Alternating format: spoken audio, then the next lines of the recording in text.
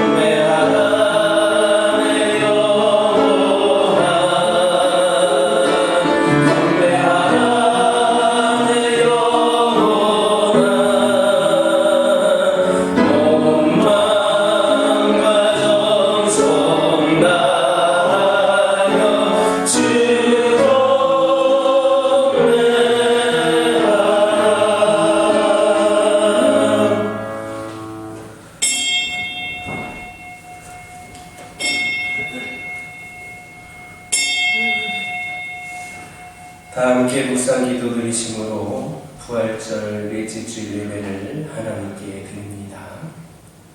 온 땅이여 여호와께 노래하며 그의 구원을 날마다 선포할지어다. 그의 영광을 모든 민족 중에 그의 기이한 행적을 만민 중에 선포할지어다. 아멘.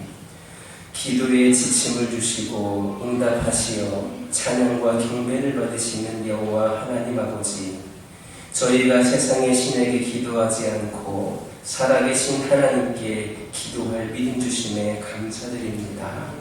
세상의 신은 헛것이나 하나님은 하늘과 땅을 지으셨으니 세세 무궁토록 영원히 찬양과 경배를 받으시옵소서. 하나님은 저희를 지키시고 암탉의 평화를 날개 아래에 몸같이 지난 한 주간에도 저희를 품으셨다가 이렇게 건강한 몸으로 성전하고 계셨으니 감사를 드립니다. 이 시간 예배를 통하여서 홀로 영광 받아 주옵소서. 예수님의 이름으로 기원하옵나이다. 아멘. 행복 찬양하시겠습니다.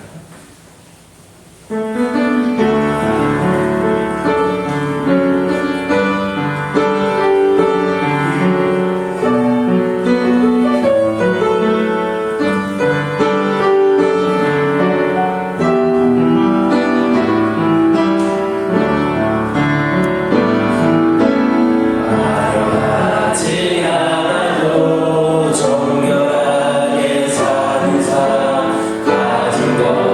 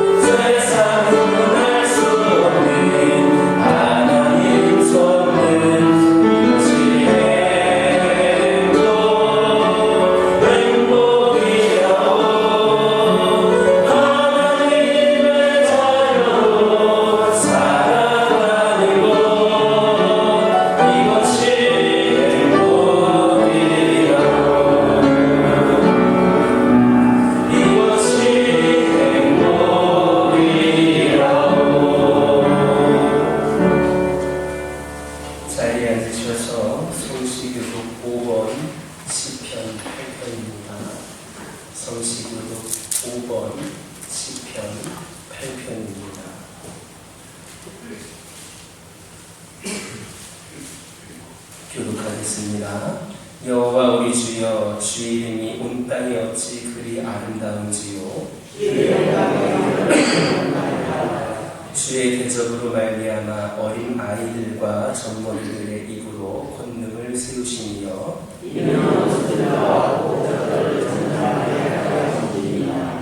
주의 손가락으로 만드신 주의 하늘과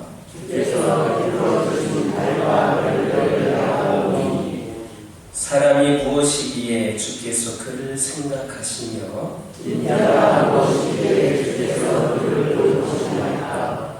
그를 하나님보다 조금 못하게 하시고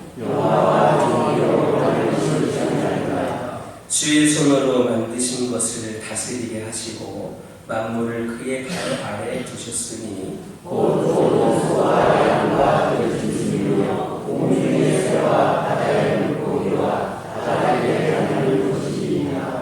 여호와 우리 주여, 주의 이름이 온 땅에 어찌 그리 아름다운지요. 아멘.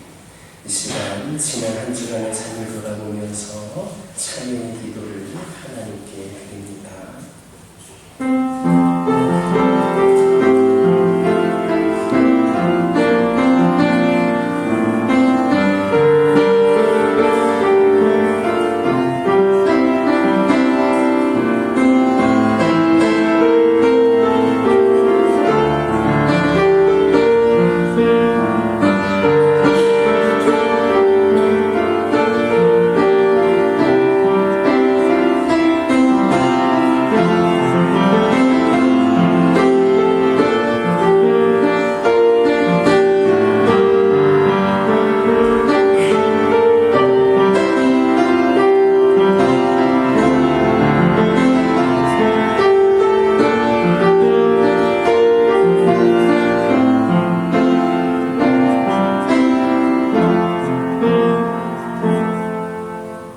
내게 대한 어떤 자의 말에 공의와 힘은 여호와께만 있나니 사람들이 그에게로 나아갈 것이라.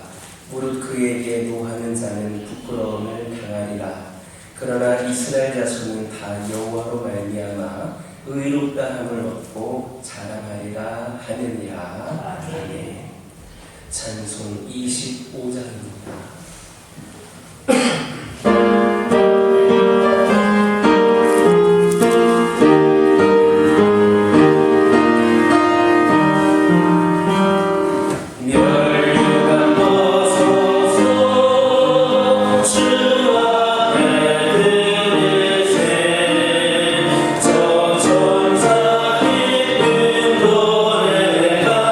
온 땅에 퍼질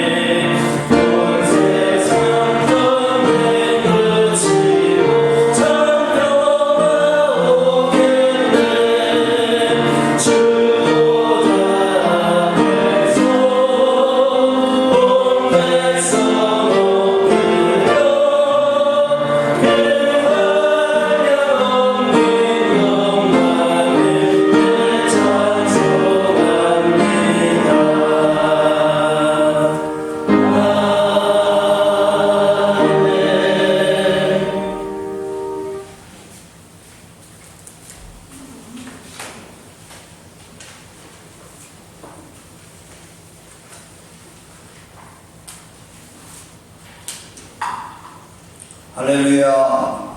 저희를 예배하는 백성 삼아 주시려고 교화 교회를 허락하시고 불러주신 하나님 감사합니다. 세상 삶에 지치고 힘든 몸과 마음을 위로받을 수 있는 사랑의 보험자의 자리인 가정을 만들어 주셔서 감사합니다.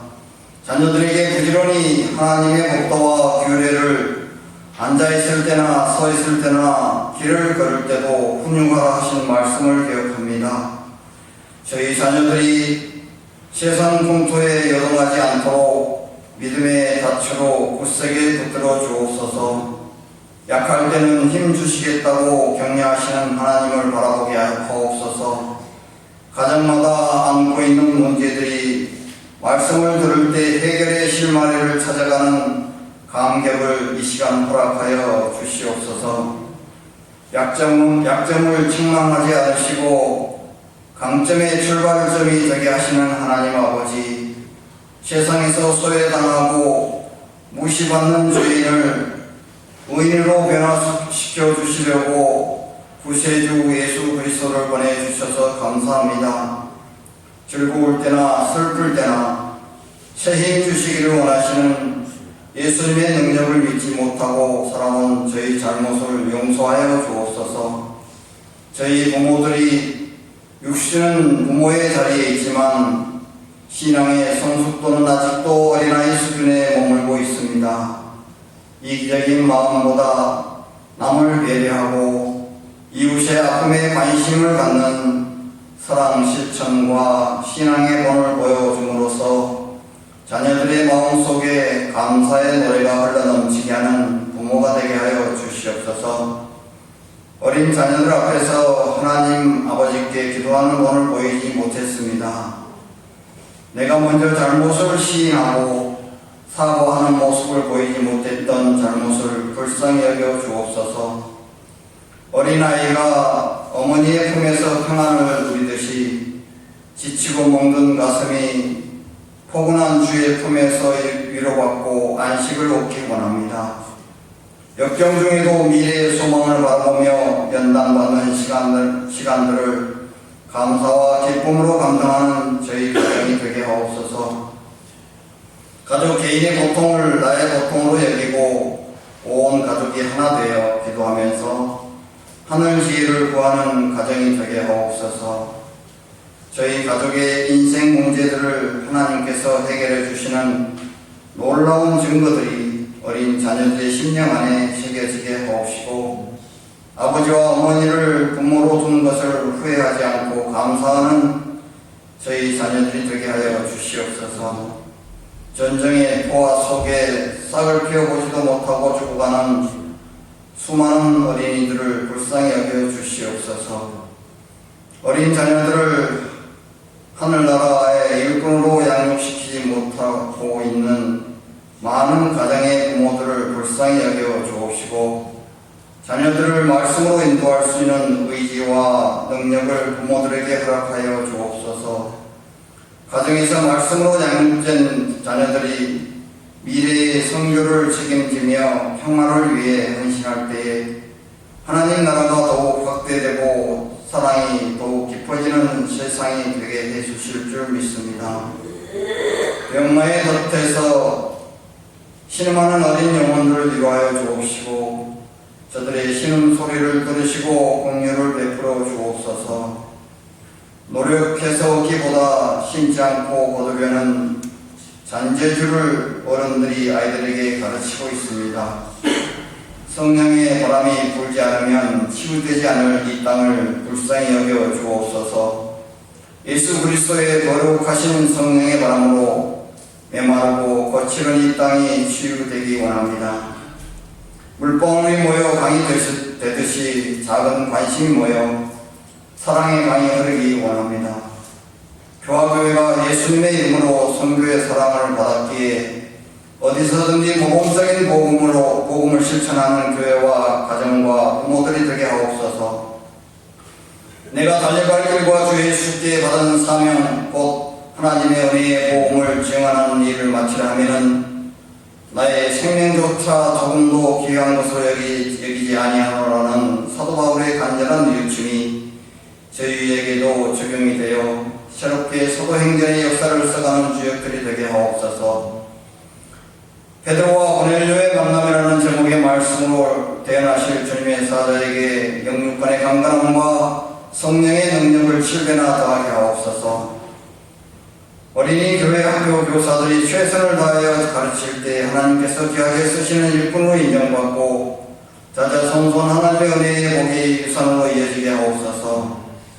주님의 지상 명령에 순종하여 땅끝까지 복음을 전파하게 하시며 온전한 회복과 새로운 부흥의 교화교회로 거듭나게 하시고 길이요 진리요 생명 되시는 거룩하신 예수 그리스도 이름으로 기도합니다.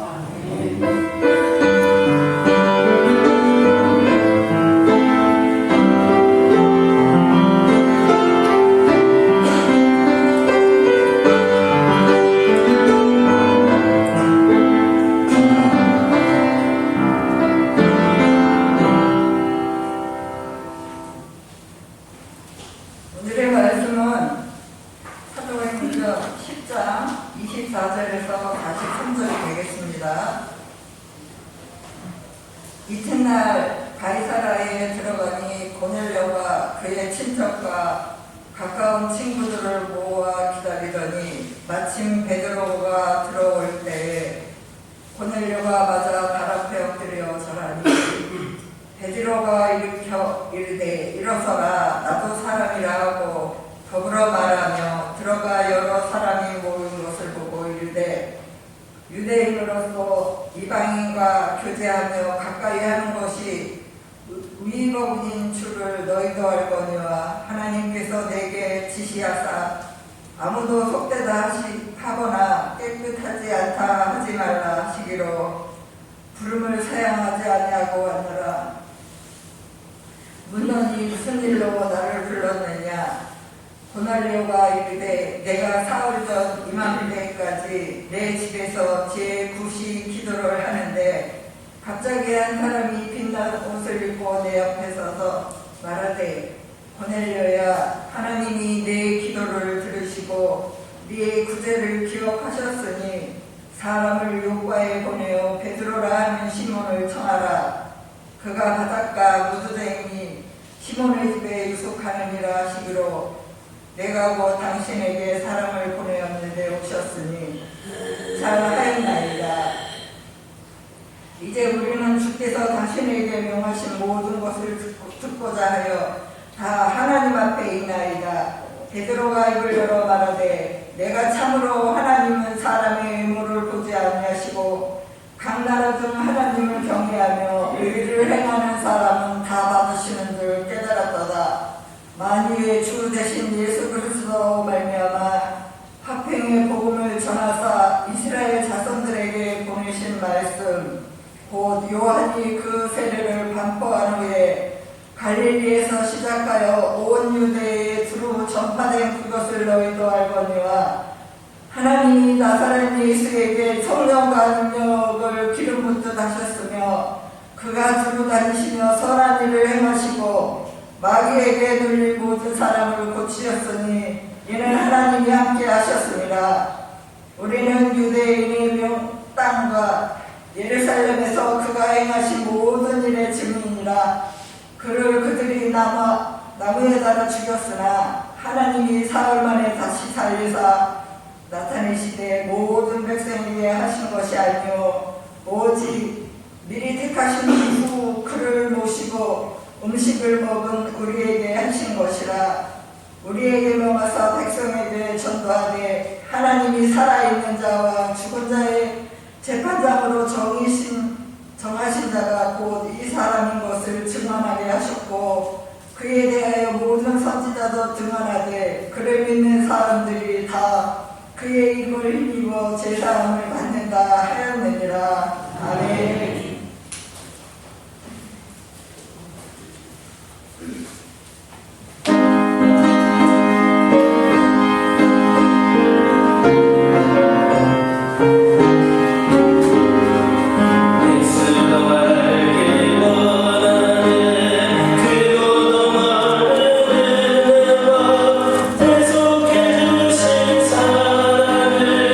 완전히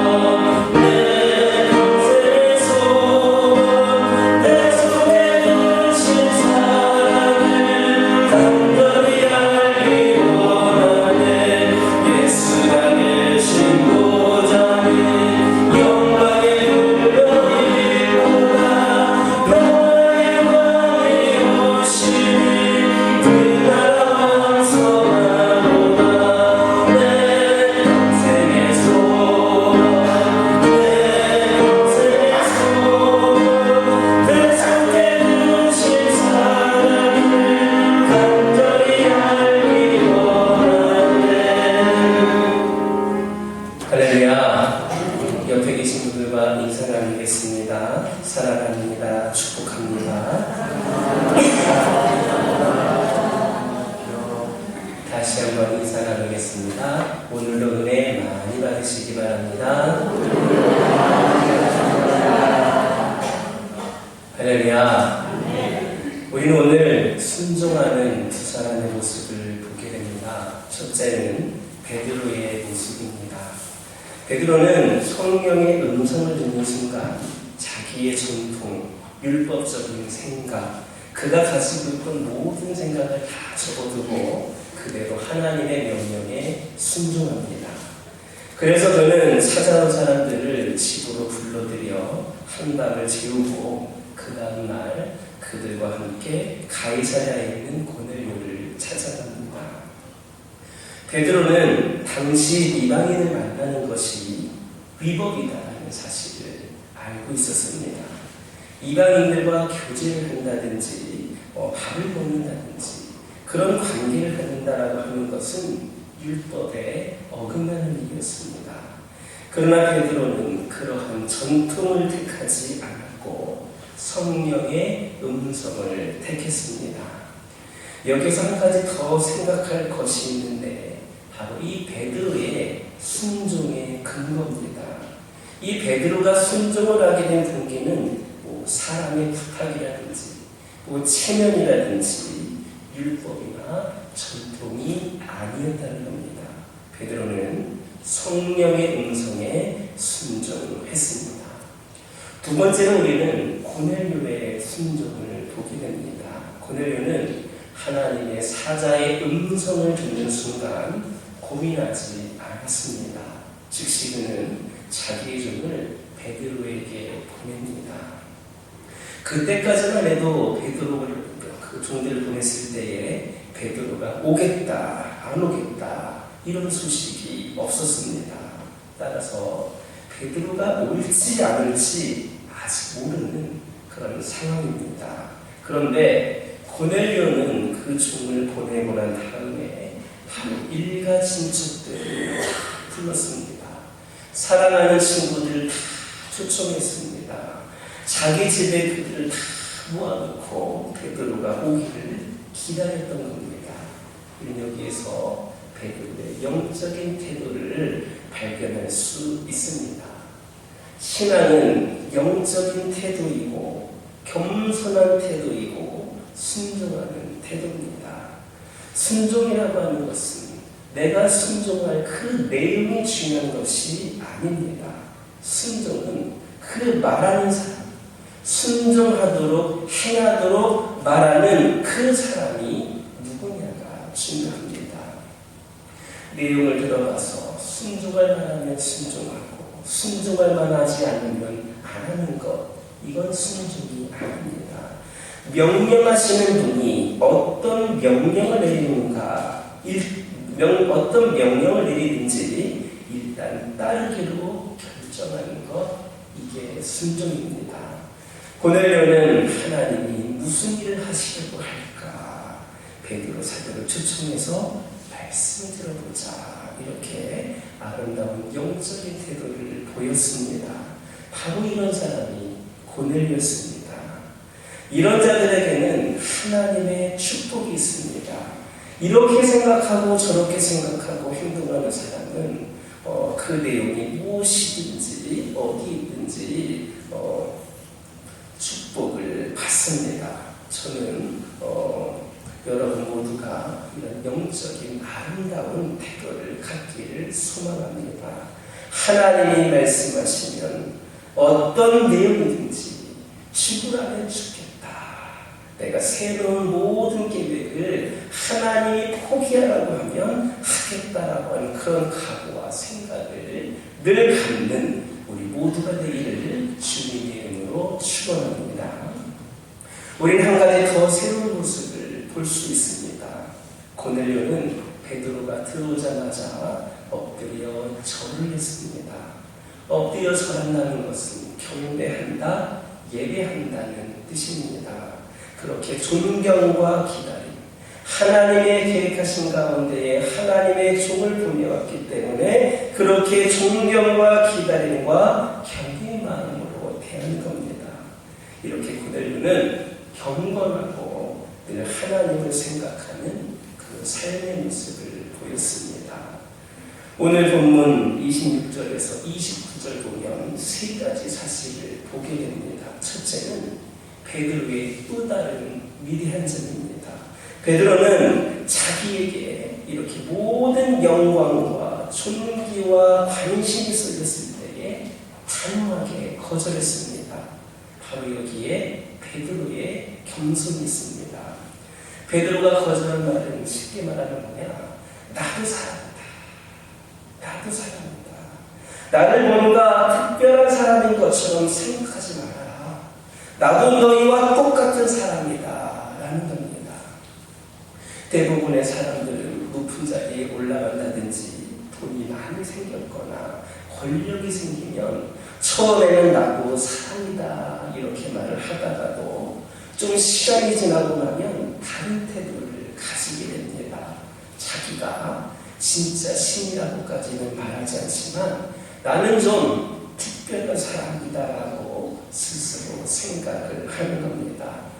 처음에는 안 그러다가 한참 권력을 쓰다 보면 자기가 권력의 주인인 것처럼 생각을 합니다. 돈을 잘 벌고 몇 년 그렇게 쓰다 보면 자기가 굉장히 높고 언제든지 대우를 받아야 될 사람으로 생각을 합니다. 그래서 다른 사람들이 자기를 그렇게 대우해주지 않을 때 굉장히 화가 납니다.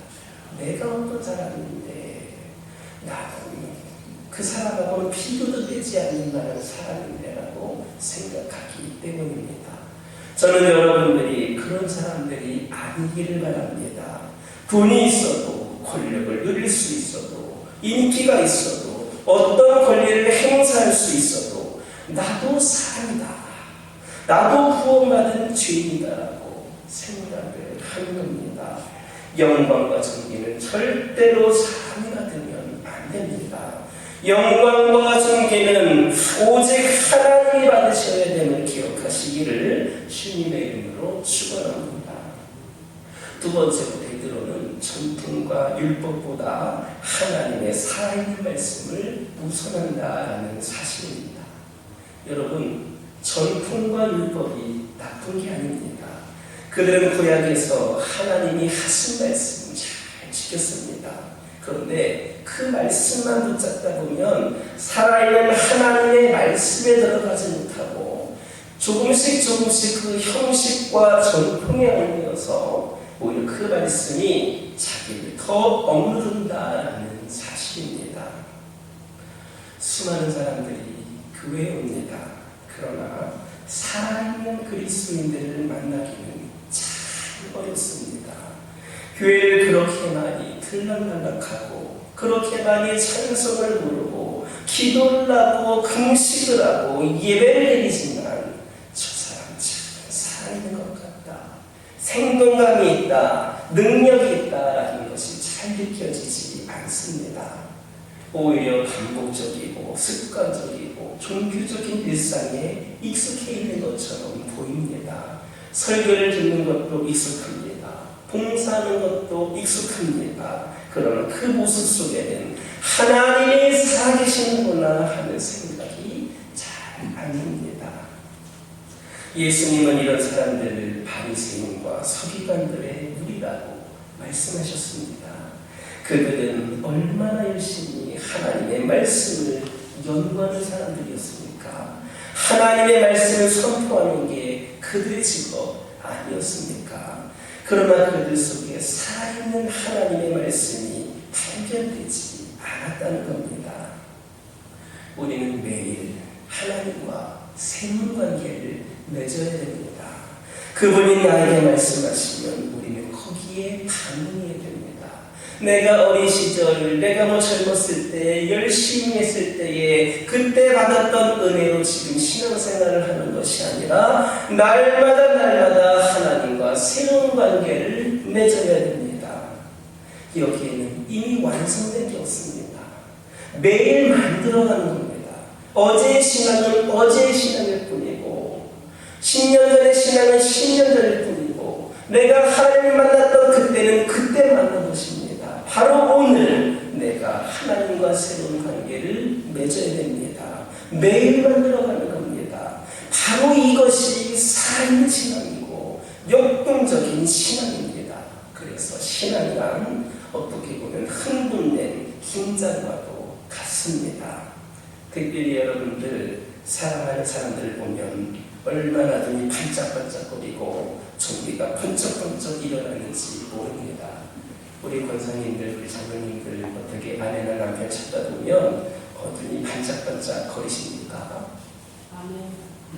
빛나서 반짝거리는 것이 아니라 레이저가 나가서 반짝거리는 것은 아닙니까? 또 여러분 아직까지도 너무나도 사랑스러워서 손만 잡아도 종기가 찌릿찌릿한 그런 감정이 있으십니까? 우리 김영수 원사님 웃으시는 거 보니까 여전히 종기가 찌릿찌릿한 것 같습니다.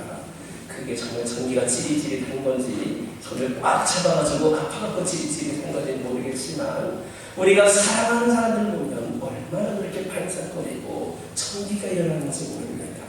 왜 그런지 아십니까? 무슨 사건이 벌어질지 몰라서 그렇습니다. 그 일을 기대하는 겁니다. 하나님과의 관계가 바로 이런 겁니다. 만약에 이런 관계를 잊어버렸거나 어제가 오늘이고 또 오늘도 내일이다. 모레도 그럴 것이다. 여러분 그러지 않습니까? 남편과 아내하고 오랫동안 살아오시면 내 남편은 내 아내나 이래. 분명히 내일도 이럴 거야. 모레도 이럴 거야. 꼭 언제나 변함이 없을 거야. 이미 너무나도 잘 알아서 과거가 그 습관으로 인하여서 감동이 없는 것은 아닙니까? 어제가 오늘이고 오늘이 내일이라는 식으로 우리가 신앙생활을 한다면 깊이 반성해야 됩니다. 뭔가 뜯어고쳐야 됩니다. 베드로는 성령의 음성에 예민하다 했습니다. 성령 충만한 삶이란 바로 날마다 성령의 음성을 듣는 겁니다. 우리 모두도 성령의 음성에 예민하여서 성령의 음성을 매일매일 새롭게 들을 수 있는 성령 충만한 삶을 살아갈 수 있기를 주님의 이름으로 축원합니다. 세 번째는 베드로의 환상에서 나타난 더러운 짐승들, 바로 이방인을 상징하고 있다 했습니다.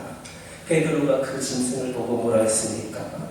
나는 이런 것들을 먹어본 일이 없습니다 라고 말했을 때 하나님이 뭐라 하셨습니까? 내가 깨끗하다고 하는데 왜 네가 더럽다고 하느냐, 이렇게 말씀하셨습니다. 유대인들은 이방인들을 더럽다, 접촉해서는 안 된다, 이방인에게는 구원이 없다, 이방인은 개와 같다, 이렇게 생각을 했습니다. 그러나 하나님은 그 이방인들을 당신의 백성으로 삼으셨다는 겁니다. 유대인들이 어떻게 생각하든지 간에 어떤 편견을 갖고 있든지 간에 하나님이 그 이방인들을 당신의 백성으로 삼으셨다는 겁니다.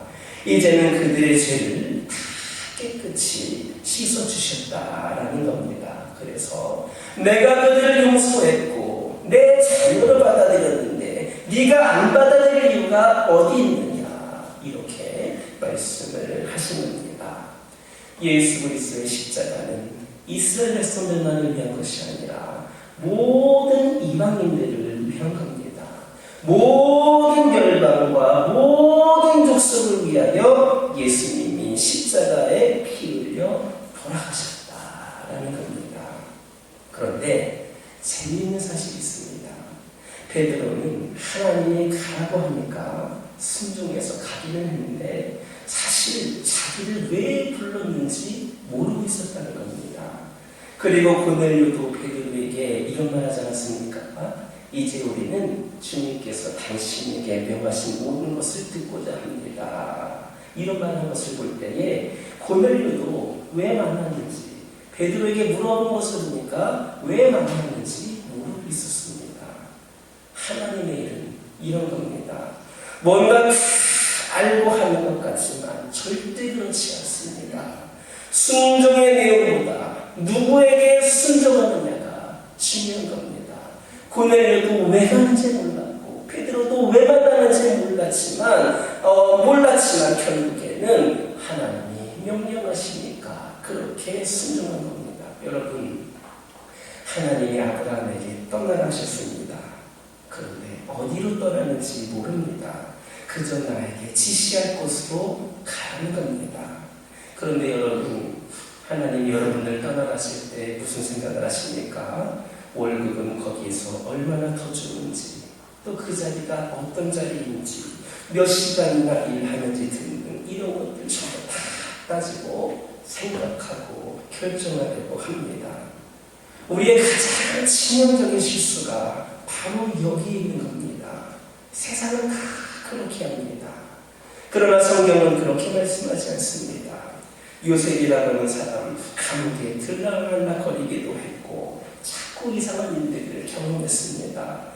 만약 그들의 하나님이 요셉아, 이게 다 네가 총리 대신이 낼 각본이다, 이렇게 딱 한마디만 해줬는데 하나님이 그렇게 하지 않으셨습니다.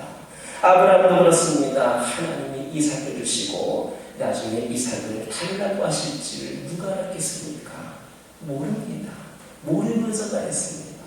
그래서 우리는 순종하는 겁니다. 그분은 신실하시기 때문에 우리는 그분을 다 알 수 없지만 그분은 신실하시고 사랑이시고 우리의 목적이시고 우리의 영광이 되시기 때문에 그렇습니다.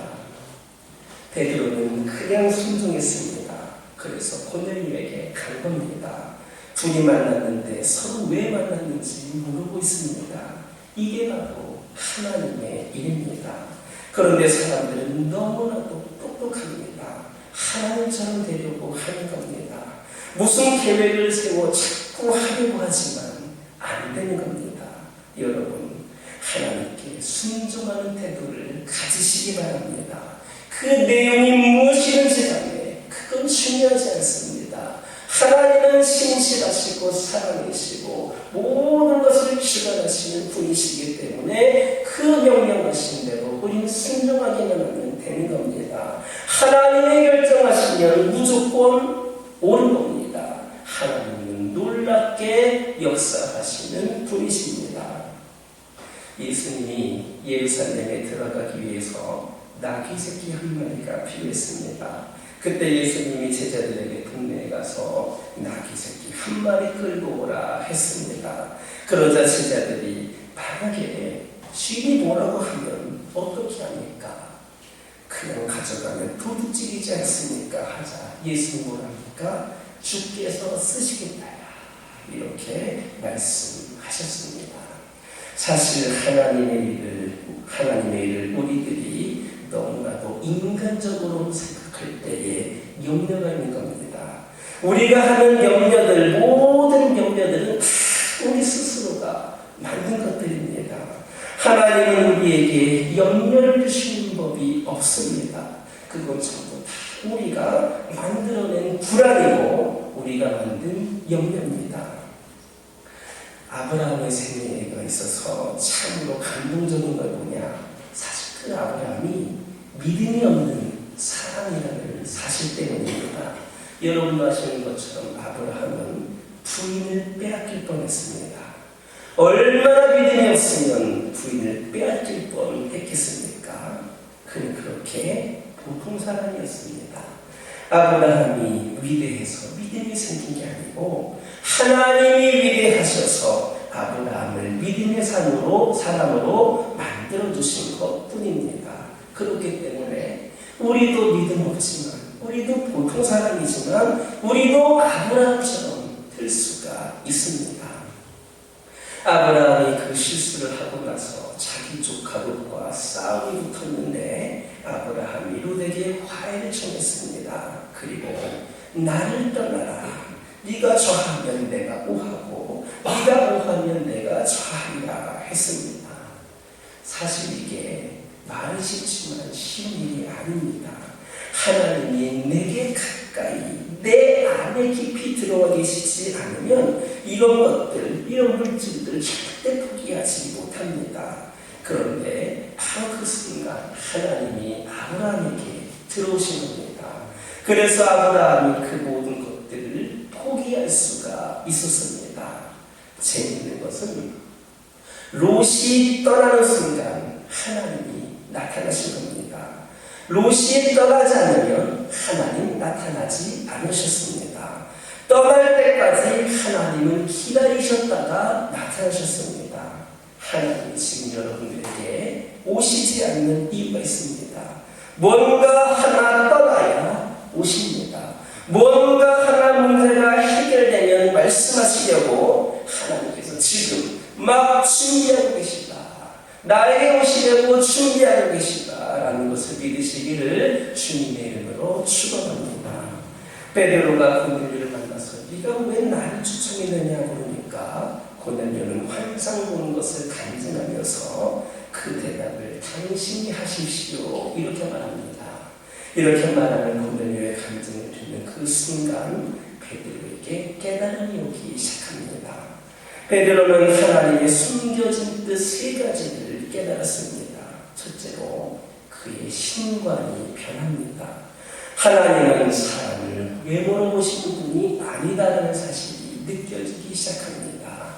베드로는 여러분이 아시는 것처럼 예수님과 3년을 같이 살았습니다.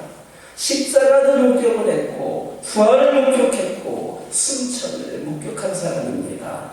뿐만 아니라 성령을 체험하였고 3,000명을 회개시켜서 예수를 믿게 했고 나면서부터 안전되게 된 자를 일으켜 세웠고 죽은 자까지도 살렸습니다. 이 정도면 그가 하나님 잘 아는 사람 아니겠습니까? 그렇지만 본문을 보면 그가 뭐라 합니까? 하나님은 내가 생각했던 분이 아니었구나라는 것을 깨닫습니다. 누구보다도 하나님과 함께하고 모든 것을 봐와서 알았던 그 베드로가 내가 생각했던 분이 아니었구나라는 것을 깨달은 겁니다. 이 시간 우리에게도 20년, 30년, 40년, 50년 아주 오랜 시간 동안 신앙생활하신 여러분들 모두 내가 그동안 알았던 내가 익숙했던 하나님이 전부가 아니다라는 것을 깨닫는 역사가 있기를 주님의 이름으로 축원합니다. 우리 하나님은 내가 생각하는 정도의 그 수준의 하나님이 아니라는 겁니다. 우리의 생각 속에 있는 것보다 훨씬 더 크신 분입니다. 내가 생각하는 하나님이 바로 나의 신앙입니다. 신앙생활이 맥이 없는 이유가 뭡니까? 죽은 하나님을 믿고 있기 때문입니다. 말로는 살아계신 하나님이라고 하지만 실제로는 하나님이 그 기적을 일으키긴 하는데 초대교회가 일으키신 것이지 지금은 기적을 잘 일으키지 못하시는 분이다라고 믿는 겁니다.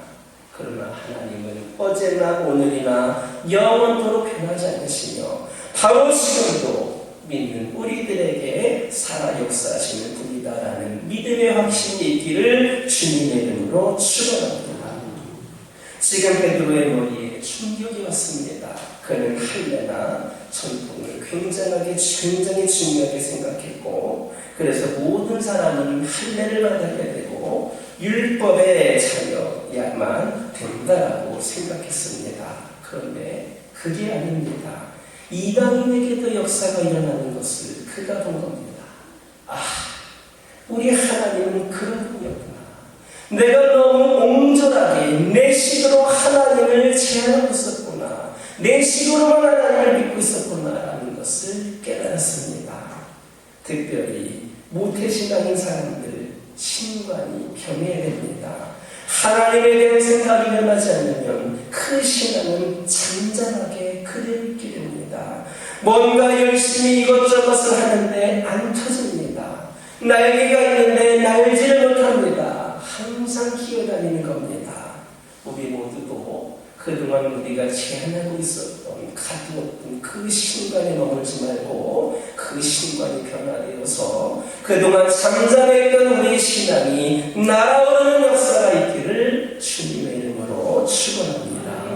두 번째로 베드로는 하나님이 이스라엘이나 이방인이나 구별하지 않으신다라는 사실을 깨달았습니다. 그래서 이방인 가운데서도 하나님을 경외하며 의뢰하는 사람은 하나님께서 인정하시고 받으신다는 사실을 그가 이 고넬료를 만나면서 깨달았습니다. 그리고 세 번째로 베드로가 깨달은 게 있습니다. 바로 예수 그리스도입니다. 베드로가 예수를 몰랐습니까?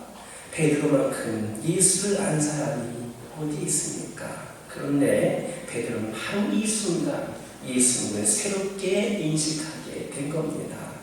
이처럼 예수님은 날마다 새롭게 깨달아지는 분입니다. 예수님을 다 아는 사람은 없습니다. 오늘도 새로운 예수님이십니다. 베드로는 만유에 주신 예수 그리스도를 그 시간에 새롭게 느낀 겁니다. 그런데 여러분, 우리가 그렇게 날마다 새로운 예수님을 발견하게 되면 그 다음에 누가 발견되는지 아십니까? 그 다음에 내가 발견이 됩니다. 예수님을 발견하면 그 다음에는 내가 발견됩니다. 나를 먼저 발견하면 예수님을 발견할 수 없습니다. 나에게 집중하면 예수님이 보이지 않습니다. 하나님이 안 보이는 겁니다. 그러나 하나님을 먼저 발견하면 내가 발견됩니다. 베드로는 자기가 증인이라는 사실을 발견했습니다. 그런데 그 내용이 아주 독특합니다. 예수님이 십자가에 못 박은 광경은 모든 사람들이 다 봤습니다. 얼마나 많은 사람들이 보겠습니까? 그러나 부활하신 예수는 아무에게나 나타나지 않으셨다는 겁니다. 12제자들에게 그 다음에 500여 형제들에게 나타났지만 어찌되었든 예수의 부활을 목격한 그들은 택한 사람들이다라는 겁니다. 그리고 하나님은 그 택한 사람을 통하여서 역사하신다라는 겁니다. 내가 복음을 얘기하지 않으면 거기서 끝나는 겁니다. 내가 택함을 받았기 때문에 모두가 다 틀린 게 아니기 때문에 내가 전하지 않으면 끝나는 겁니다. 복음이라고 하는 것은 바로 복음을 받은 자만이 전할 수 있습니다. 성령 받은 자만이 성령을 전할 수가 있는 겁니다. 교회 나온다고 다 하는 거 아닙니다. 하고 싶어도 안 됩니다. 성령이 없기 때문입니다. 하나님은 전도라는 미련한 방법으로 당신의 복음이 전달되도록 하셨습니다. 그래서 고넬료와 베드로를 만나게 하신 겁니다. 그냥 고넬료에게 계시를 주셔서 따로 알게 하셔서 믿게 하신 것이 아니라 베드로가 와서 설교를 하게 하고 그리고 성령의 세례를 주도록 하셨다는 겁니다. 그렇게 해서 고넬료의 가정이 구원을 받았고 고넬료의 가정을 통하여서 이 복음이 이방인에게 계속해서 전달되도록 하신 겁니다. 따라서 우리 가운데, 여러분 가운데 성령 받은 사람이 전도하지 않으면 그것으로 끝납니다. 그러나 우리가 계속 증인의 삶을 살면 복음은 강물처럼 불어나게 되는 것임을 기억하시기를 주님의 이름으로 축원합니다. 오늘 보면 42절 보면 하나님이 살아있는 자와 죽은 자의 재판장으로 정하신 자라는 표현이 있습니다. 그리고 43절 보면 그를 믿는 사람들이 그 이름에 힘입어 죄사함을 받는다 했습니다. 이게 중요합니다. 예수 그리스도만 죄사함을, 예수 그리스도의 이름으로만 죄사함을 받는 겁니다. 만약에 예수 그리스도 이름이 아니고서 죄사함을 받을 수 있다면 굳이 이렇게 증인을 세울 필요가 없었을 겁니다. 그런데 많은 사람들은 꼭 예수 이름이 아니어도 구원이 있지 않느냐, 기독교는 너무나도 옹졸하고 편견이 많고 독선적이고 자기들만 잘났다고 한다, 얼마나 교만한가, 자기만 옳다고 하는 게 잘못된 거 아니냐, 이렇게 따집니다. 그러나 여기에 바로 기독교의 독특성과 유일성이 있습니다. 예수 외에는 구원이 없습니다. 예수 그리스도 이름만 죄사함 받습니다. 다른 이름으로 죄사함을 받을 수 없습니다. 만약에 다른 이름으로 죄사함을 받을 수 있는 길이 있다면 베드로가 증인이 될 필요가 없는 겁니다. 여러분도 그렇고 저도 그렇고 굳이 예수 그리스도의 증인이 될 필요가 없습니다. 바로 여기에 복음의 절대성이 있습니다. 그리스도 외에 죄사함이 없는 것은 다른 무엇과 대치할 수 없다는 겁니다. 복음의 일성입니다. 여러분 생각해 보시기 바랍니다. 예수 외에 구원이 없다면 이제부터 상황은 심각해지는 겁니다. 전에 어떤 분 전도를 했는데 그분이 어떤 말씀을 하셨느냐, 제 어머니가 평생 불교를 믿었는데 지금 와서 바꿀 수 없으니까 어머니가 돌아가시면 그때 교회 나오겠다 하는 겁니다. 그러나 여러분, 이것은 어머니를 지옥까지 잘 모셔다 드리고 자기만 천국에 가겠다라는 이기적인 것입니다. 정말 영적 진리를 안다면 그렇게 할 수 없습니다. 여러분들이 정말 복음을 깨달았다면, 예수를 정말 알았다면 그렇게 말할 수 없습니다. 예수 그리스도만이 유일한 구원자이십니다. 하나님은 우리를 구원하셨고 예수 그리스도의 증인으로 택하셨습니다. 우리가 전도하지 않으면, 여러분들이 전도하지 않으면 예수 그리스도의 생명줄은 우리에게서 여기에서 끝나고 말 겁니다. 이것을 믿는다면, 성령을 받았다면 우리는 지옥으로 가고 있는 영혼들을 그대로 내버려둘 수 없습니다. 성령이 함께 하셔서 잠시라도 전도하지 않으면 견딜 수 없게 되는 그러한 열정의 복음 전도자가 바로 저와 여러분이기를 주님의 이름으로 축원합니다. 기도하겠습니다. 하나님, 오늘 저희에게 고넬료와 베드로의 만남을 통해 보여주신 놀라운 말씀으로 인하여 감사를 드립니다. 저희들 성령께서 하시는 일에 예민하게 하여 주시고 순종하게 하여 주시고 복음의 비밀을 알게 하여 주옵소서. 예수님의 이름으로 기도드립니다. 아멘. 봉헌 찬송 288장입니다.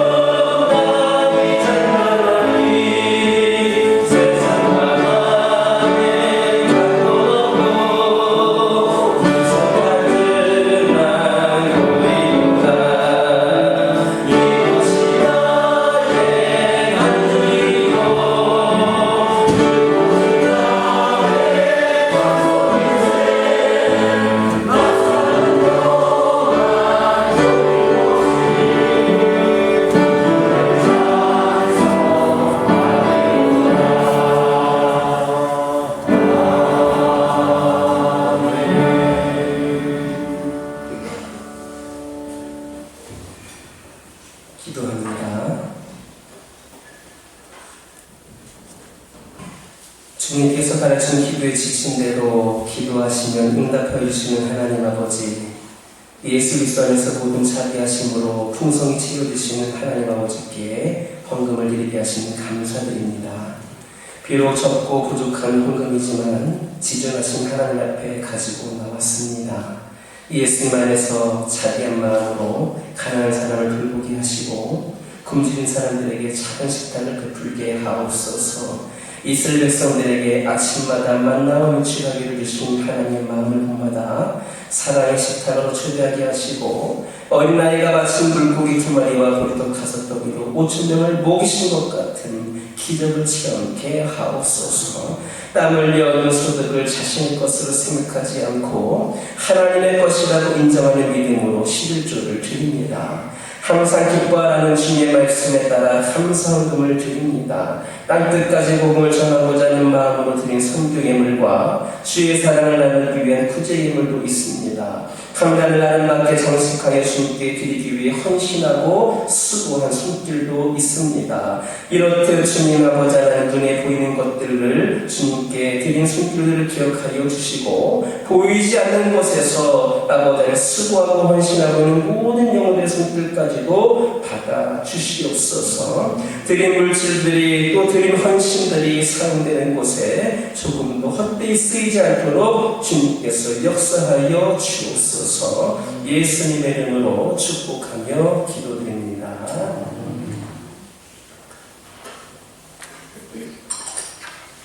교회 소식 전해드립니다. 오늘 오후 예배는 2시입니다.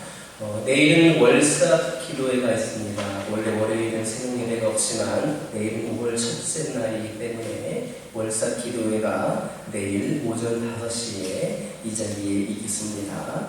지난주에 광고해드린 대로 그린 엑소더스 캠페인을 우리가 실천하려고 합니다. 지난주에 나눠준 유인물의 일정에 참고하여서 작은 것 하나라도 작은 미션이라도 실천하며 지킬 수 있는, 그래서 하나님의 창조하신 모든 세계를 조금이나마 아끼고 사랑할 수 있는 그런 실천할 수 있기를 바랍니다.